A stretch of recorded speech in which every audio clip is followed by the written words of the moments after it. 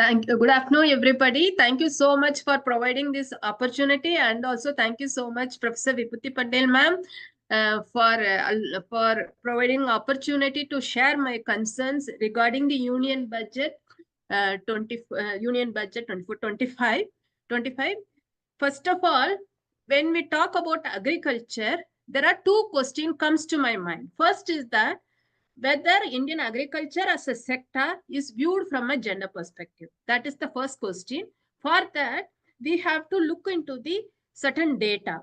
One is that female labor force participation. That female labor force participation in 1981 was 19.67, and it has increased only 5.83% in the last 30 years. That is the first question. When we talk about, but when you look at the economic survey of 25-26, it has claimed that labor force participation rate as well as worker population ratio has increased, and there is a fall in unemployment rate. So we have to see whether it is like from a research perspective, we have to analyze these questions, whether it is true or not. In 2017-18, if you look at the data, India has reached highest unemployment rate in the history of labor survey in India. And also economy has also slowed down continuous 9 quarters from 2017 to 20. Then we have faced the COVID. During the COVID, all of us has analyzed the data. In that, there is an unemployment, there is an increase in the unemployment. Around 80 million workers went back to agriculture.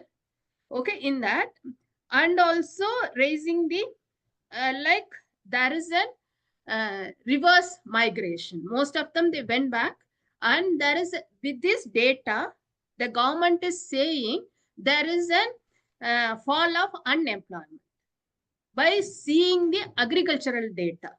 So that is the one thing. So labor force participation and worker population ratio has fallen.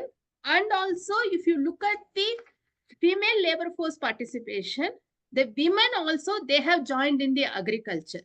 One way we could able to see that there is a feminization of agriculture, and by looking at this agricultural data, the government is saying from 2022 to 24, there is an 8 crore new jobs has been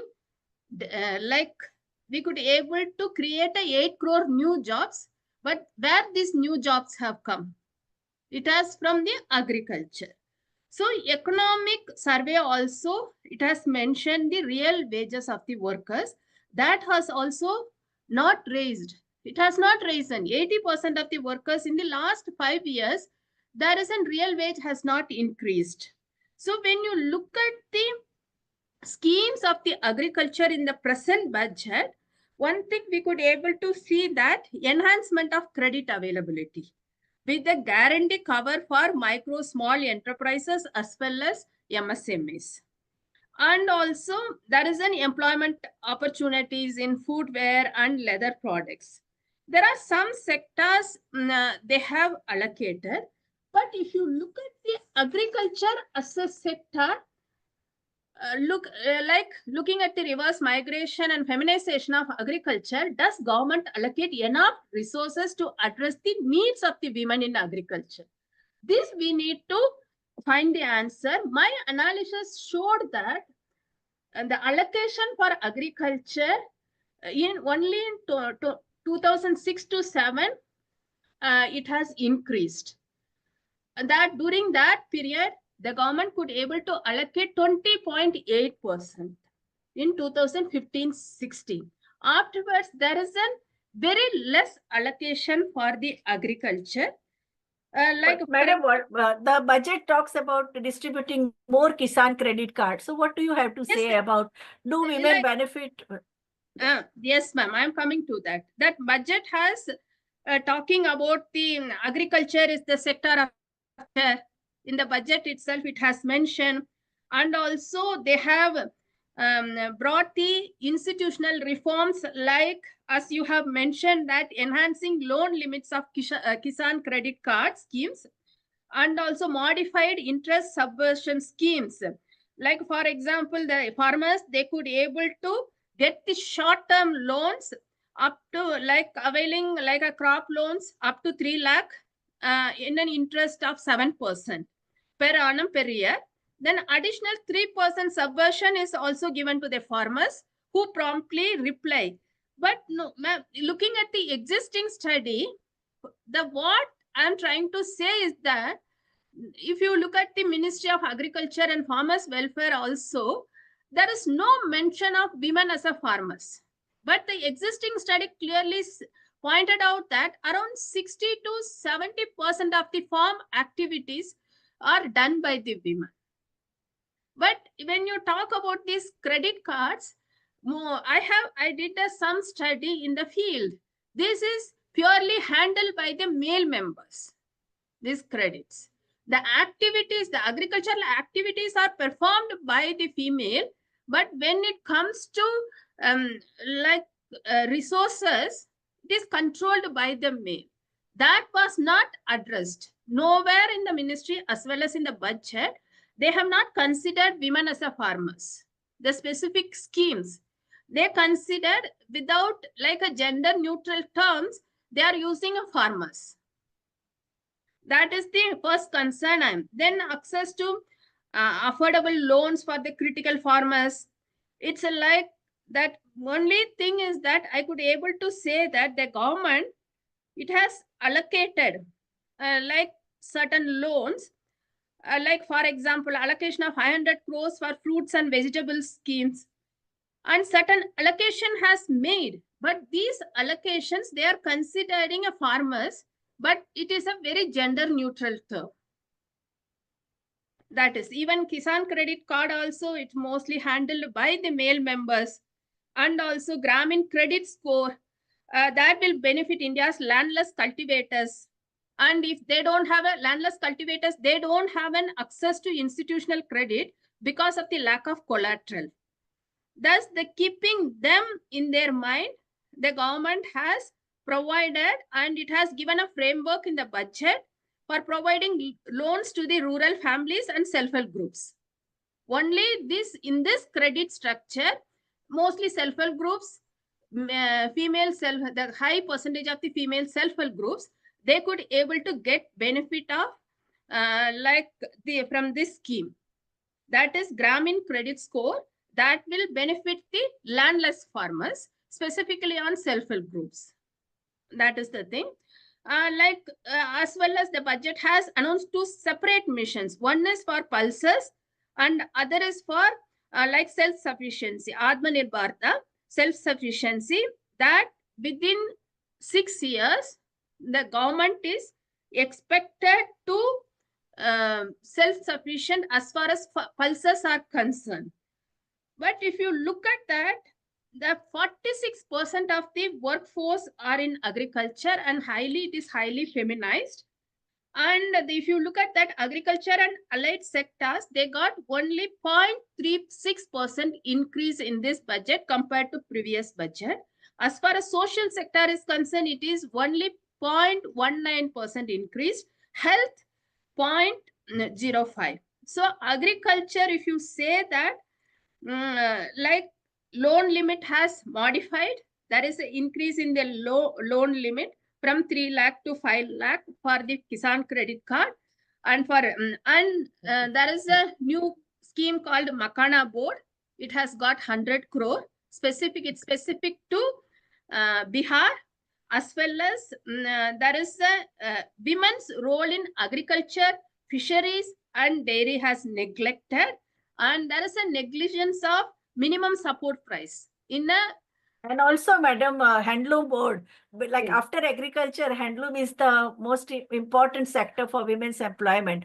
That was also disbanded during the pandemic. So when you have a Makana board for one state, why not handloom board, which had a jurisdiction of all India jurisdiction? No, it would have like millions of women's lives are affected by handloom sector.